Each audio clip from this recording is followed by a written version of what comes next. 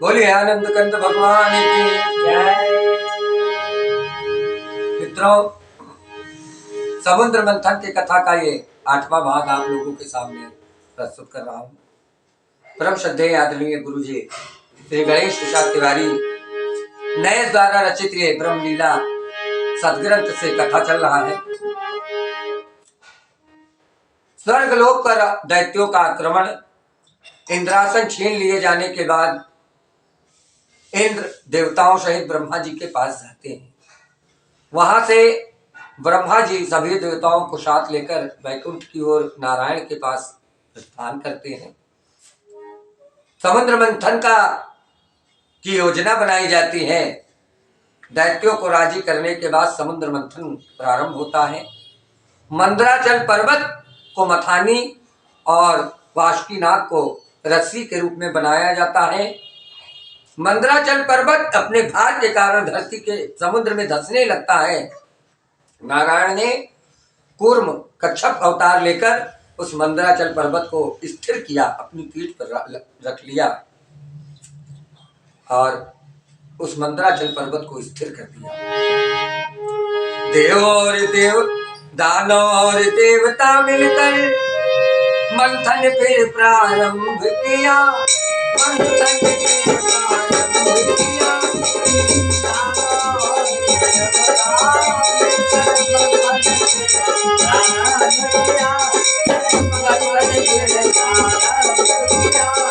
और इस पुल में पुनाचल को नीचे जाने नहीं दिया।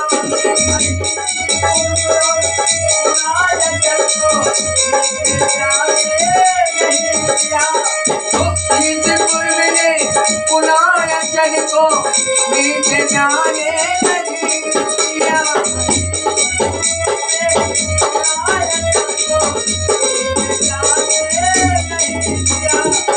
उजली हुई पीठ के ऊपर मंदिर गिर के घर करके,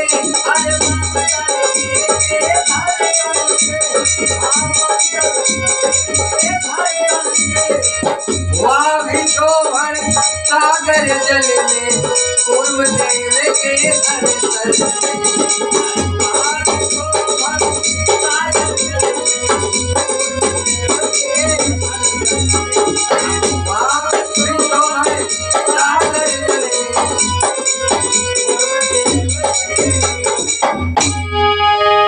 मंदरगिरी पर्वत को अपने पीठ पर लादने के बाद कच्छप रूपी भगवान श्री हरि नारायण ने उस पर्वत को अचल कर दिया। लेकिन उस मंदराचल पर्वत के घर्षण के कारण, घूमने के कारण भगवान श्री हरि नारायण कच्छप रूपी भगवान के पीठ में खुजली हुई और सागर जल में मित्रों हलचल होने लगा। बढ़ी हुई स्वास्थ्य जल में क्षोभ आज भी दिखता है। ज्वार और भाटा है आते, साथ नहीं तल रहता है।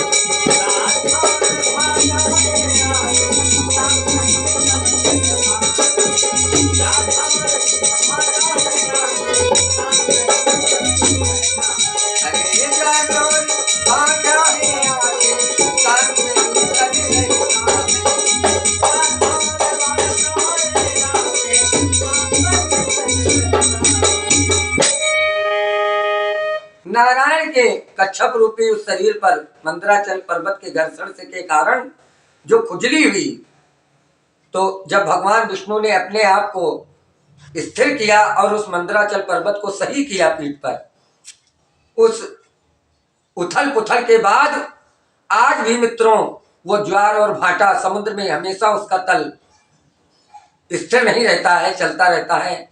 कभी कभी ज्वार भाटा आने के कारण पानी ज्यादा बढ़ता रहता है, ये उसी का कारण है। नेति कर्षण करते करते देव असुर सब क्रांत हुए।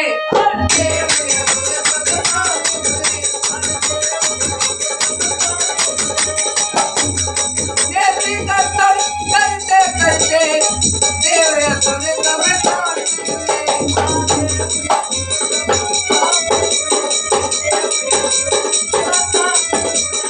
अविरत नेति चलते चलते सर्पराज भी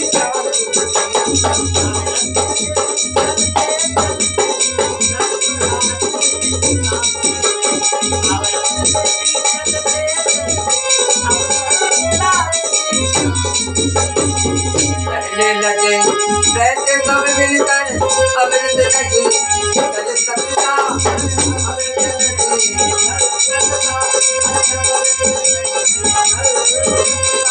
व्यर्थ परिश्रम से क्या मतलब, नहीं यहाँ कुछ नहीं सकता,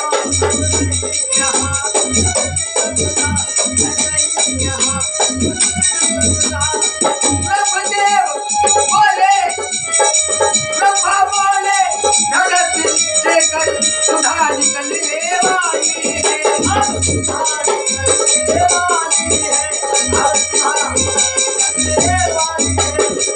श्रम थोड़ा सा और कीजिए, कृपा बरतने वाली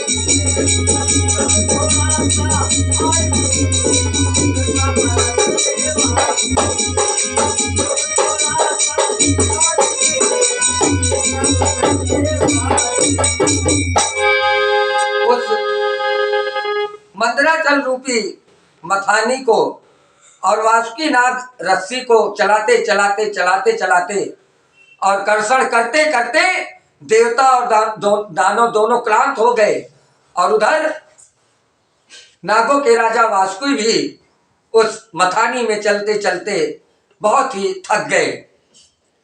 सभी देव और दानव अपने मन में सोचने लगे कि अब ये अमृत नहीं निकलने वाला है, तो भगवान श्री है ब्रह्मा जी ने देवताओं और दानवों को आश्वस्त किया कि थोड़ा मेहनत और। कहा विष्णु से ब्रह्मा ने कुछ नहीं प्राप्त हो पाएगा, इनको ऊर्जा मिली नहीं तो मंथन ही रुक जाएगा।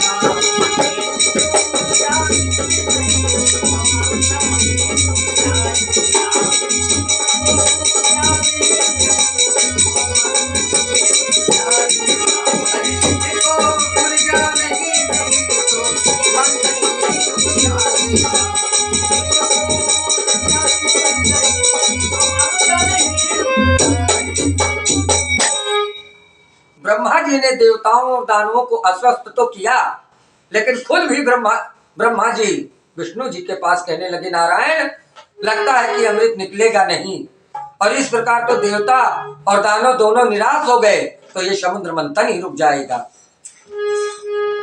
मित्रों, पार ब्रह्म परमेश्वर नारायण श्री हरि विष्णु ने ब्रह्मा जी को आश्वस्त किया, और किस प्रकार दोबारा फिर से समुद्र मंथन प्रारंभ हुआ, ये कथा आप लोगों को अगले भाग में सुनाया जाएगा। तब तक के लिए बोलिए पार ब्रह्म परमेश्वर नारायण श्री हरि विष्णु। अब चाय ले।